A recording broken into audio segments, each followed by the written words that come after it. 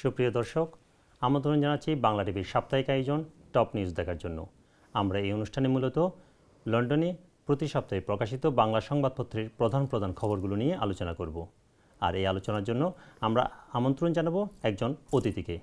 আজকে আমাদের মাঝে সম্মানিত অতিথি হিসেবে উপস্থিত আছেন বিশিষ্ট সাংবাদিক জনাব নাদিম কাদের, যিনি লন্ডনে বাংলাদেশ হাইকমিশনে প্রেস মিনিস্টার হিসেবে কর্মরত। আপনাকে স্বাগত আমাদের অনুষ্ঠানে। ধন্যবাদ, আপনাকে অভিনন্দন, বাংলা টিভিকে অভিনন্দন এই অনুষ্ঠান শুরু করার জন্য। আর আমার স্মৃতিটা চলে যাচ্ছে বাংলাদেশে যখন 21 টেলিভিশন শুরু করি, এরকম একটা পত্রিকায়, আজকের পত্রিকায় একটা অনুষ্ঠান দিয়ে আমার উপস্থাপনা শুরু হয় টেলিভিশনে। আমি সৌভাগ্যবান আপনাকে আজকে অতিথি হিসেবে পেয়ে। সুপ্রিয় দর্শক, আমরা কথা বাড়াবো না, আমরা প্রথমে দেখে নিব এ সপ্তাহের সাপ্তাহিক পত্রিকাগুলোর শিরোনাম কী ছিল। প্রথমেই আমার হাতে আছে সাপ্তাহিক জনমত। তাদের শিরোনাম, ইমিগ্রেশন মামলার ফি বাড়ছে 500 গুণ। তাদের আরেকটা শিরোনাম হচ্ছে, লন্ডনের মেয়র নির্বাচন নিয়ে প্রচারণায় অন্যরকম উত্তাপ। এবং বাংলাদেশ প্রসঙ্গে একটা নিউজ আছে তাদের, দেশে 3.5 মাসে 1,500 খুন। এরপরে রয়েছে সাপ্তাহিক দেশ পত্রিকা। তাদের শিরোনাম, 5 মে লন্ডন মেয়র ও অ্যাসেম্বলি মেম্বার নির্বাচন, সাদিক জেক লড়াই। পাশাপাশি তারা আরেকটা শিরোনাম করেছে, হোম অফিসের সামনে বিক্ষোভের ডাক, ভিসা সার্ভিস ঢাকায় ফিরিয়ে আনার দাবিতে 60টি সংগঠনের সমাবেশ। এরপরে রয়েছে সাপ্তাহিক সুরমা। তাদের শিরোনাম, ফেইথ স্কুলগুলো ব্রিটিশ মূল্যবোধ রক্ষায় ব্যর্থ, এই ধরনের একটি প্রতিবেদন প্রকাশ করেছে school regulatory board of state. পাশাপাশি তারাও লন্ডন মেয়র নিয়ে নিউজ করেছে। এরপরে রয়েছে বাংলা টাইমস। তাদের শিরোনাম হচ্ছে, সাদিক খানের প্রতি সমর্থনের পাল্লা ভারী, লন্ডনের মেয়র নির্বাচন নিয়ে। এবং আরেকটা বিষয় তারা হেডলাইন করেছে, বাংলাদেশে ব্রিটিশ বিনিয়োগ হুমকিতে, ভিসা সেন্টার প্রত্যাহার, কার্গো পরিবহনের নিষেধাজ্ঞা এবং বাণিজ্যের নিত্য নতুন শর্ত আরোপ। এরপরে রয়েছে আমার হাতে সাপ্তাহিক বাংলা পোস্ট। তাদের শিরোনাম, লেবারের সাদিক খান এগিয়ে, জমে উঠেছে মেয়র নির্বাচন। পাশাপাশি বাংলাদেশের কিছু খবরও তারা হেডলাইন করেছে। সবশেষ আমার হাতে যেটা রয়েছে সেটা হচ্ছে সাপ্তাহিক পত্রিকা। তাদের শিরোনাম, 3 বছরে 1 লাখ বিদেশি শিক্ষার্থীর ভিসা বাতিল, হোম অফিসের নিষ্ঠুরতা। পাশাপাশি তারা বাংলাদেশের মানবাধিকার পরিস্থিতি এবং লন্ডন মেয়র নির্বাচন নিয়েও সংবাদ পরিবেশন করেছে। আমরা দেখলাম সাপ্তাহিক পত্রিকাগুলোর শিরোনাম। এবার আমরা যাব আলোচনায়। প্রথমে আমি আলোচনা করার জন্য অনুরোধ জানাচ্ছি, হোম অফিসের নিষ্ঠুরতা, 3 বছরে প্রায় 1 লাখ বিদেশি শিক্ষার্থীর ভিসা বাতিল। এই বিষয়টি সম্প্রতি বাংলাদেশি এক শিক্ষার্থীর মামলার কারণে হাইকোর্টের আপার ট্রাইব্যুনাল রায় দিয়েছে যে ইংলিশ ভাষা শিক্ষা কোর্সের ইংলিশ সার্টিফিকেটের যে একটা বিষয় ছিল, হোম অফিস টোইক যে প্রতিষ্ঠান ইংলিশ ল্যাঙ্গুয়েজ টেস্টের সার্টিফিকেট দিত, তাদের কারণে হোম অফিস 3 বছরে প্রায় 1 লাখ শিক্ষার্থীর ভিসা কার্টেল করেছে, অনেককে নিজ নিজ দেশে পাঠিয়ে দিয়েছে। এটা অবৈধ বলে ঘোষণা করেছে। আপনি যদি এই বিষয়টা একটু আলোচনা করেন। প্রথমে আমরা যেটুকু জানা আছে ব্যাপারটা নিয়ে, সেটা হলো যে অর্গানাইজেশন যে ইংলিশ টেস্ট নিত তাদের ভুল, সেই জন্য শিক্ষার্থীরা খেসারত দেবে কেন? এটা সত্যি অন্যায়। এবং ওদের গভর্নমেন্ট থেকে যেটা বলা হয়েছে যে শুধু এই কারণে না, তারা দেখেছে যে অনেক স্টুডেন্ট এসে ইরেগুলার হয়ে যায়, তারা কোর্স বাদ দিয়ে চাকরি করছে, আবার হয়তো ঢুকছে, আবার বেরোচ্ছে, এরকম ইরেগুলার। তো সব কিছু মিলিয়ে তাদের একটা সিদ্ধান্ত হচ্ছে যে এটাকে রেগুলেট করা, যারা আসবে, যে স্টুডেন্ট আসবে, পড়াশোনা করবে, চলে যাবে। সো বাট এটা সত্যি অন্যায় যে যারা যে অর্গানাইজেশন ভুল করেছে সেটার জন্য তো আমাদের ছাত্ররা করতে পারে না। বাট এখন যেটা আসার কথা হচ্ছে, এই রায়ের ফলে যাদের ভিসা কার্টেল হয়ে গেছে তারা কিন্তু আবার অ্যাপ্লাই করে তাদের অবস্থানটা ঠিক করতে পারে। সো আমার মনে হয় একটা সময় উচিত তো একটি রায় হয়েছে, এবং যে ছাত্র এই কেসটা করেছে তাকে অভিনন্দন জানাতে হবে। এক্ষেত্রে কিন্তু অনেক বাংলাদেশি অনেক এফেক্ট হয়েছে, আর অনেক কস্টলি। যারা পড়তে এসছে হঠাৎ করে মাঝপথে চলে গেলে তাদের তো এক্সপেন্স বেয়ার করা অনেক কষ্ট। অবশ্যই। এরপরে আমরা আরেকটা বিষয়, 5ই মে আমাদের লন্ডন মেয়র নির্বাচন, এবং এখানে আমাদের জন্য সুখের খবর হচ্ছে একজন এথনিক মাইনরিটির ক্যান্ডিডেট আছেন সাদিক খান লেবার দল থেকে। এবং লন্ডন এলাকাটাতে যদিও ইতিপূর্বে কনজারভেটিভ দলের মেয়র ক্ষমতা ছিলেন, কিন্তু এবার বিভিন্ন মতামত জরিপে সব কিছুতে কিন্তু সাদিক খানকে এগিয়ে রাখছেন জরিপকারীরা। এই বিষয়ে আপনার কি মন্তব্য? আচ্ছা, আমার মনে হয় যে প্রথমত হলো সাদিক খান যেটা এথনিক মাইনরিটি থেকে এসছে এবং ইমিগ্রেন্ট ফ্যামিলির সেটা একটা এফেক্ট কিন্তু হবে, কারণ লন্ডনের হিউজ পপুলেশন ইজ ইমিগ্রেন্ট। এবং তারা মনে করছে, যেন আপনি দেখেছেন যে আমাদের 3 জন বাংলাদেশি মহিলা কিন্তু মেম্বার অফ পার্লামেন্ট হয়েছে, রুশনা আলী, টিউলিপ সিদ্দিকী, রূপা হক।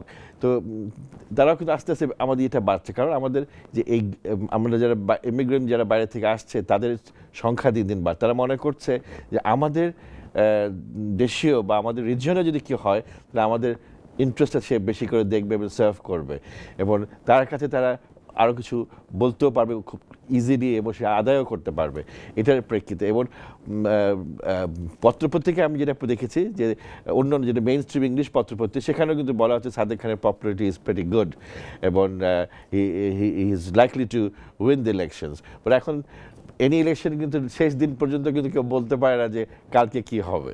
তার একটা বেনিফিট হচ্ছে সে কিন্তু মেইন যে সমস্যাটা হাউজিং সমস্যা তার উপর ফোকাস করেছে, এটা মেইনলি ফোকাসড, সেই কারণেই। এবং বিভিন্ন জরিপে কিন্তু এখানকার ভোটাররাও তারাও চাইতেছে যে হাউজিং সমস্যাটা যাতে যারা সমাধান করতে পারে তাদেরকে তারা ভোট দেয়, সেদিক দিয়েও। এবং আমাদের বাঙালি কমিউনিটির মধ্যেও কিন্তু সাদিক খানের একটা বিপুল আছে, সেটা এটাই বলতে চাচ্ছি যে বাঙালি কমিউনিটির মধ্যে থেকে তার despite the fact that he is from Pakistan, but আমাদের বাঙালি কমিউনিটি কিন্তু তাকে সাপোর্ট দিচ্ছে। যে অনেকের সাথে কথা বলে সে দেখেছি তারাও চাচ্ছে যে সাদিক খানই মেয়র হোক এবং তাদের জন্য সেটা ভালো হবে। আমরা ভেরি রিজিওনাল একটা ব্যাপার। হ্যাঁ, এটা আমাদের এথনিক কমিউনিটি মাইনরিটি সম্প্রদায়ের লোকজন যত বেশি মেইন স্ট্রিম পলিটিক্সে যাবে ততই আমাদের অধিকারগুলো আমরা আদায় করতে পারবো। একটা খুবই এটা কনসার্নিং বিষয় যে ফেইথ স্কুলগুলো ব্রিটিশ মূল্যবোধ রক্ষায় ব্যর্থ হচ্ছে। আপনি জানেন বার্মিংহামে অনেকগুলা স্কুল এই ধরনের একটা বিষয় ছিল, এবং এখানকারও অনেকগুলো স্কুল, বিশেষ করে যেটা বলা হচ্ছে যে হোম সেক্রেটারি কিছুদিন আগে বলেছেন যে মাইগ্রেন্টদের কারণে সোশ্যাল কোহেশনটা হচ্ছে না, ইন্টিগ্রেশনটা হচ্ছে না। এখন স্কুলগুলোতেও দেখা যাচ্ছে জেন্ডার ডিসক্রিমিনেশন বিশেষ করে এই ধরনের একটা বিষয় করা হয়েছে। আপনার লুঠনে একটা স্কুলেও অবস্টেটের পরিদর্শকরা গিয়ে দেখেছে ওখানে হচ্ছে জেন্ডার সেগ্রিগেশন করা হয়েছে, নারী পুরুষদের আলাদা করে বসানো হচ্ছে। এটা আমাদের কিন্তু বাংলাদেশেও নেই। এই যে ফার্স্ট ওয়ার্ল্ডের একটা কান্ট্রিতে আপনি এটাতে কীভাবে দেখবেন? আমি এটা দেখে খুব জানতে পেরে আমি খুব সারপ্রাইজ হয়েছি, কারণ আমরাই বরঞ্চ এদের কাছ থেকে শিখেছি কো এডুকেশনটা, যে একসাথে ছেলে মেয়ে বড় হবে, এটা সোসাইটির জন্য তাদের ফিউচারের জন্য এই জিনিসগুলো খুব হেল্পফুল হয়, কোহেশন যেটা থাকে। They don't see each other as men and women but see each other as comrades together. তো এই জিনিসটা কিন্তু এই সেগ্রিগেশনটা খুবই surprising in a country like Britain. So আমার মনে হয় যে নিশ্চয়ই ওখানে কোনো একটা লুপ হোল আছে যেটা ফাঁক দিয়ে এই জিনিসটা হয়েছে, এবং সেই লুপ হোলটা নিশ্চয়ই যেটা পত্রপত্রিকায় এসছে, এখানকার যে অ্যাডমিনিস্ট্রেশন আছে তারাও দেখছে সেটাকে। But the sooner you solve it the better it is. অবশ্যই আমরা আরেকটা সংবাদ নিয়ে আলোচনা করতে পারি, সেটা হচ্ছে ইমিগ্রেশন মামলার ফি বাড়ছে 500 গুণ। এখানে অলরেডি রানী এলিজাবেথের 90তম জন্মদিনে সরকার অতি সুকৌশলে এই ধরনের একটা পরিকল্পনা প্রকাশ করে ফেলেছে যে আপিল শুনানি, অ্যাসাইলাম সিকারদের কিংবা বিভিন্ন ক্ষেত্রে মামলার খরচটা এখন মামলা যে করবে তাকেই বহন করতে হবে, এবং এই ব্যাপারে কনসালটেশন শুরু হয়েছে গত সপ্তাহে থেকে। কিন্তু আপনি কি মনে করেন না যারা অলরেডি অ্যাসাইলাম সিকার কিংবা যারা বিভিন্ন মামলায় জড়িয়ে আছে তাদের নিজেদের পকেট থেকে এত বেশি পরিমাণ, যেখানে আমি এখানে একটা বলতে পারি বেসিক ফি ছিল লিখিত আবেদনের ফার্স্ট ট্রাইব্যুনালে ইমিগ্রেশনে, সেটা ছিল 80 পাউন্ড, সেটা 1 লাফে 490 পাউন্ড করে ফেলা হবে। এক্ষেত্রে আপনি মনে করেন না যে ন্যায় বিচার থেকে মানুষ বঞ্চিত হবে? আই থিঙ্ক আমি যতটুকু বুঝতে পারি it's an indication that the British government is discouraging new immigrants. So how to stop it, তারা যদি বলে যে আমরা নেব না, সেটা হিউম্যান রাইটস ভায়োলেশন হবে, নানা প্রশ্ন উঠবে, because Britain is known to B the home of asylum seekers, সেটা পলিটিক্যাল শেল্টার হোক বা যাই হোক। আপনি জানেন যে আমাদের মাননীয় প্রধানমন্ত্রী, তার বোন, তারা কিন্তু বঙ্গবন্ধুকে হত্যার পরে ব্রিটেনেই কিন্তু তারা আশ্রয় দিয়েছিল। এবং টিউলিপ সিদ্দিকী তার মেডেন স্পিচে পার্লামেন্টে, আমি ওখানে ছিলাম, উনি এই কথাটাই বলেছে যে don't close the doors in Britain of Britain, because আমার মতো, আমি আজকে এমপি হয়েছি, কিন্তু আমার মতো আরও অনেক অ্যাসাইলাম সিকার এখানে আসবে। আমিও একটা ইমিগ্রেন্ট অ্যাসাইলাম ফ্যামিলির মেয়ে, আমি যদি তোমার দেশকে কিছু দিতে পারছি, দেওয়ার জন্য আমি আজকে ইলেক্টেড হয়েছে, I will be giving more, so allow that, don't close the door. তো আমার মনে হয় এই মেসেজটা কমিউনিটি থেকে আরও বেশি দিতে হবে, এবং যারা পার্লামেন্টে আছেন আমাদের পক্ষ থেকে তাদের আরও কথা বলবেন, which will have an effect. কারণ আমরা পত্রপত্রিকা এবং আলোচনার মধ্যে সীমাবদ্ধ থেকে এটা হবে না, এটা it has to be larger স্কেলে এটাকে প্রেজেন্ট করতে হবে। এবং আপনাদের যেখানে নিয়ম আছে একটা ব্রিটেনের মানে কতগুলো সিগনেচার কালেক্ট করতে হয়, 1 লাখ সিগনেচার যদি হয় তাহলে পার্লামেন্টে ডিবেট হবে। বাট এক্ষেত্রে অসুবিধাটা হচ্ছে পার্লামেন্ট ইচ্ছা করলে ডিসিশন নিতেও পারে, নাও নিতে পারে, এটা কোনো বাইন্ডিংস নাই। অলরেডি এটার সমালোচনা করেছেন ল অ্যাসোসিয়েশনের প্রেসিডেন্ট, উনি সমালোচনা করে বলেছেন যে এর ফলে মানুষ ন্যায় বিচার থেকে বঞ্চিত হবে এবং বিচার প্রার্থী হওয়া থেকে বিমুখ হবে। আমরা বাংলাদেশের প্রসঙ্গে একটু ফিরে যাই। একটা নিউজ অলরেডি এসেছে, দেশে 3.5 মাসে 1,500 খুন হয়েছে। এবং আপনি জানেন সাম্প্রতিক সময়ে বাংলাদেশের মার্কিন দূতাবাসের সাবেক এক কর্মকর্তা এবং তার বন্ধুকে হত্যা করেছে। এবং পুলিশের ভাষ্য অনুযায়ী এইসব কাজ সংঘবদ্ধ গোষ্ঠীর, যারা একইভাবে ইতিপূর্বে বিভিন্ন ব্লগার এবং বিভিন্ন বিশ্ববিদ্যালয়ের শিক্ষকদের হত্যা করেছিল। আপনি দীর্ঘদিন বাংলাদেশ সাংবাদিকতা করেছেন, আপনার কি মনে হয় এই বিষয়ে?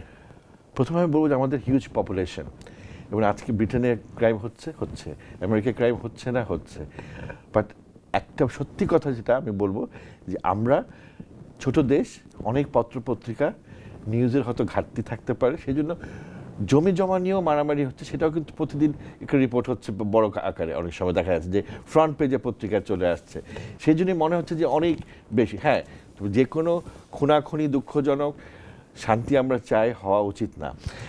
আর আপনি যেটা বললেন যে ব্লগারদের পুলিশের ধারণা হচ্ছে যে ধরনের কায়দায় হত্যা করা হচ্ছে সেই চিহ্নগুলো একই রকম, যেরকম চাপাতি দিয়ে মাথায় একই জায়গায় চাপাতির কোপাতি দেওয়া হচ্ছে আর করা হচ্ছে। এবং আমাদের স্বরাষ্ট্র মন্ত্রীও বলেছেন, যে বারবারই বলছেন যে আসলে যখনই ইনভেস্টিগেশন করা হচ্ছে, উনি বলছেন যে রুট হচ্ছে একটাই, সেটা রুটটা কোথায়, সেটা হলো জামাত শিবির, তাদের যে ছেলেপেলে আছে, যাদের অ্যাক্টিভিস্ট আছে, তারাই দেখা যাচ্ছে বারবার ইনভলভ। কিছু কিছু জায়গায় অন্য কোনো ঘটনা ছিল, কিন্তু এই যে ব্লগার কিলিং বলেন বা আমেরিকান এম্বাসির এই জুলহাজ মান্নান কি, এটা দেখা যাচ্ছে যে এরাই করছে, এবং তারা যখন বের হয়ে যাচ্ছে সবসময় তারা আল্লাহকে নাম নিচ্ছে, কিন্তু আল্লাহ তো মানুষকে খুন করতে বলে। অবশ্যই কুরআন শরীফে উল্লেখ করা আছে যে তুমি যদি একটা প্রাণ বাঁচাও, তার মানে তুমি মানবতাকে বাঁচালে, আর একটা খুন করে মানে মানবতাকে খুন করলে। তো এইটা তো ধর্মের নামে হতে পারে না। এবং আমাদের মাননীয় প্রধানমন্ত্রী বারবার ক্লিয়ার করেছেন যে আমাদের দেশে এইসব জঙ্গিবাদ বা এই জিনিসটা উৎখাত করা হয়েছে। এক সময় জন্ম নিয়েছিল 2001 থেকে 2007-এর মধ্যে বিএনপি জামাত সরকার সহ বাংলা ভাইয়ের জন্ম হয়েছিল, তখন থেকে কিন্তু আমাদের সেই জঙ্গিবাদের ব্যাপারটা। আমি আপনাকে একটু এই বিষয়ে একটা তথ্য দিতে পারি। বাংলাদেশে আইএস আছে, একথা সরকারকে বিশ্বাস করতে হবে, মার্কিন রাষ্ট্রদূত উনি একটি বক্তব্য দিয়েছেন, যদিও সরকার এর সাথে দ্বিমত। এবং আমি যেটা এখনই আপনাকে বললাম যে বাইরের থেকে তারা বলছেন, কিন্তু আসলে ইনভেস্টিগেশন তো আমাদের গভর্নমেন্ট কি বলছে সেটাই হচ্ছে সত্য কথা। আপনি বাইরে থেকে কি বলবেন বা কি বোঝানোর চাপানোর চেষ্টা করবেন, সেটা তো সত্য কথা হতে পারে না। ইনভেস্টিগেটিং অথরিটি হচ্ছে হোম মিনিস্ট্রি, এবং হোম মিনিস্টার বলেছেন যে আমাদের দেশে আইএস বা আল কায়দা এরকম কোনো কিছুরই অস্তিত্ব নাই। যেটা হতে পারে যে তাদেরকে copycat locally born terrorist groups হতে পারে, সেটা হচ্ছে তাদের লোকাল ক্রিমিনাল। এবং কিন্তু অরিজিনাল আইএস এর জন্ম হয়ে গেছে বাংলাদেশে, তারা চলে এসছে বাংলাদেশে, বা আল কায়দা চলে এসছে বাংলাদেশে, সেটার অস্তিত্ব আমাদের সরকারের সূত্র মতে সেটা নেই। আমরা বাংলাদেশ থেকে সরাসরি আবার ব্রিটেনে ফিরে আসি। আপনি জানেন ব্রিটেনে বেকার প্রতিযোগিতায় প্রথম হয়েছে এক বাঙালি বংশোদ্ভূত নারী নাদিয়া, এবং তার সৌভাগ্য হয়েছে রানী এলিজাবেথের 90তম জন্মদিনের কেক বানানোর। তাকে বিবিসি নিয়ে যাচ্ছে তার জন্মভূমিতে বিয়ানীবাজারে। আসলে নিয়ে যাচ্ছে না, আমি আপনাদের ঘটনাটা বলি। প্রথমে নাদিয়া হোসেনকে অভিনন্দন। আমার অফিসে যখন নাদিয়ার বাংলাদেশে যাওয়ার প্ল্যান হয়েছে, তখন ভিসা অ্যাপ্লিকেশন যখন এসেছিল, এটা প্রায় 1.5 মাস হয়ে গেছে, নাদিয়া অলরেডি বাংলাদেশে গিয়ে শ্যুট করে চলে এসছে, এবং এটা কিছুদিনের মধ্যেই টেলিভিশনে দেখানো হবে। এখানে খবরটা হয়তো বুঝতে বা কোনো তথ্যগত কোনো থাকতে পারে, অলরেডি ঘুরে এসছে। এবং আমি নাদিয়ার সাথে দেখা করার চেষ্টা করেছিলাম, কিন্তু এই বেকার কুইন হওয়ার পরে তার এজেন্টের মাধ্যমে দেখাশোনা করতে হয়, কিন্তু এজেন্ট সময় দিতে পারছে না। তো আমি যেটা করেছিলাম, কিছু লিখিত প্রশ্ন পাঠিয়ে দিয়েছিলাম যে আমি বাংলাদেশের পত্রপত্রিকা দিতে চাই, কারণ of course Bangladesh origin, we are proud, we congratulate her for such an achievement, এবং কুইনের বার্থডে কেক বানিয়েছে এবং দ্যাটস আ স্পেশাল কেক সে তৈরি করেছে। As a Bangladeshi we feel proud, এবং আমরা তার উত্তর সাফল্য কামনা করছি। আমরা আরেকটা ছোট নিউজ আমরা দেখব, সেটা হচ্ছে অ্যান্টিসেমিটিক মন্তব্যের কারণে লেবার দল থেকে 2 জন এমপিকে সাময়িকভাবে বরখাস্ত করা হলো, এবং প্রধানমন্ত্রী বলছেন যে তিনি এই বিষয়টা পয়েন্ট আউট করেছিলেন যে লেবার দলের মধ্যে এই ধরনের সমস্যা আছে। এর মধ্যে একজন মুসলিম এমপি আছেন এবং আরেকজন অনেক জনপ্রিয় একজন লন্ডনের সাবেক মেয়র কেন লিভিংস্টোন। আপনার দৃষ্টিতে কি মনে হয়, আসলে কি লেবার দলে কিংবা অন্যান্য দলে রেসিজম, অ্যান্টিসেমিটিজম এইগুলার থাকতেই পারে? এটা প্রভাব বলবো না, 2-1 থাকতেই পারে। এবং আপনি যে একজনের কথা বললেন যে বিকজ এই হোলোকস্ট নিয়ে যখন আমাদের দেশে বাংলাদেশে আপনি দেখেন এখনও মানুষ আছে যারা আমাদের দেশে গণহত্যা, মুক্তিযুদ্ধের সময় যে গণহত্যা হয়েছে, জেনোসাইড হয়েছে, সেটাকে এখনও ডিনাই করার চেষ্টা করে, তারা এটাকে নিয়ে ভিন্ন কথা বলে। সো সব কমিউনিটিতেই কিছু না কিছু থাকতে পারে, বাট এটা সত্যি দুঃখজনক, কারণ আর specially in a country like Britain which respects all kinds of opinion, all kinds of faith, এবং কোনো হেট্রেড থাকবে না। এটা কিন্তু এই দেশের দেখেন, রেশিয়াল কোনো ব্যাপার হলে কিন্তু ব্রিটিশ গভর্নমেন্ট খুব সোচ্চার হয়ে থাকে। That is what we appreciate. আমরা যখন আসি এই দেশে বেড়াতে আসি, আমরা কাজে আসি, যখন আমরা কিন্তু খুব সিকিউর ফিল করি, because we know the British government is providing us that security. They don't allow this racism or any kind of সমতা, মানবাধিকারের পূর্ণভূমি। They try to champion human rights causes. আমরা বাংলাদেশের একটা ইস্যুতে আবার ফিরে যাই, যে ঢাকায় ভিসা সার্ভিস ফিরিয়ে আনার দাবিতে দীর্ঘদিন ধরে আন্দোলন চলছে। এটা যখন থেকে এটাকে সরিয়ে নেওয়া হয়েছিল তারপর থেকে, কারণ মানুষ প্রতিনিয়ত সমস্যার সম্মুখীন হচ্ছে। কারো কারো ভিসা, আমাদের অনেক কলিগ এখানে আসতে চেয়েছিল, তাদের অনুষ্ঠান ছিল যেই তারিখ, তার 1 মাস 1.5 মাস আগে ভিসার আবেদন করেও তারা ভিসা পায়নি। ভিসা দেওয়া হয়েছে প্রোগ্রাম শেষ হওয়ার 1 মাস পরে। এই বিষয়গুলো নিয়ে অলরেডি 60টি সংগঠন হোম অফিসের সামনে বিক্ষোভ সমাবেশের ডাক দিয়েছে। এক্ষেত্রে সরকারের তরফ থেকে আপনারা এখানকার আমরা হাই কমিশন থেকে আমরা বারবারই এটা বলেছি যে আমাদের চেষ্টা অব্যাহত আছে, আমরা ব্রিটিশ গভর্নমেন্টকে ইমপ্রেস করার চেষ্টা করছি, এবং রিসেন্টলি একটা ব্রিটিশ টিম গেছিলো, আমাদের মাননীয় প্রধানমন্ত্রীও তাকে বলেছে, এবং আমাদের মাননীয় প্রধানমন্ত্রীর সাথে যখন ব্রিটিশ প্রধানমন্ত্রীর ফোনে আলাপ হয়েছিল বিমানের কার্গো ব্যাপার নিয়ে, তখনও কিন্তু আমাদের প্রধানমন্ত্রী এটা বলেছিল যে তোমাদের ভিসা অফিসটাও আমাদের মানুষের জন্য দুর্ভোগ হচ্ছে এবং তোমরা এটা ফিরিয়ে আনার ব্যবস্থা করো। তাদের একটাই হচ্ছে যে আমরা ইন্টারন্যাশনালি ওয়ার্ল্ড ওয়াইড আমাদের কস্ট কমাচ্ছি, রিজিয়নালি একটা করে অফিস করছি বা এরকম একটা আমি আশা করি British government will realise that this decision to transfer the visa office from Dhaka to Delhi is not correct.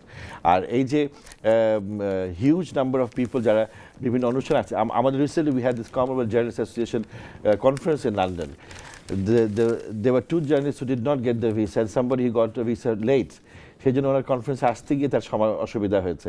তো দিস ইজ ভেরি আনফর্চুনেট। এবং যাদের 2 জনকে ভিসা দেয়নি ইনিশিয়ালি, তাদের ব্যাপারে পরে কিন্তু British mission in Dhaka regret করেছে এবং বলেছে যে আমরা ভুল হয়ে গেছিলাম আমাদের তরফ থেকে। So had it been in Dhaka, আমরা কিন্তু কুইকলি রিঅ্যাক্ট করতে পারতাম এবং কুইকলি তাদেরকে আনার ব্যবস্থা করতে পারতাম।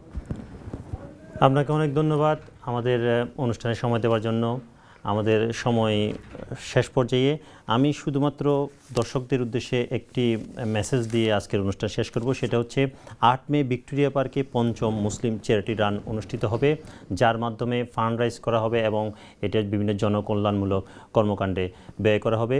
সুপ্রিয় দর্শক, আগামী সপ্তাহে এবং প্রতি শুক্রবার একই সময়ে আপনার প্রিয় চ্যানেল বাংলা টিভিতে, যেটার এখন নতুন স্কাই নাম্বার 821-এ আপনাদের সাথে দেখা হবে নতুন নতুন কমিউনিটির সংবাদ নিয়ে এবং নতুন নতুন অতিথি নিয়ে আপনাদের সামনে হাজির হব। সেই পর্যন্ত ভালো থাকুন, সুস্থ থাকুন, শুভরাত্রি।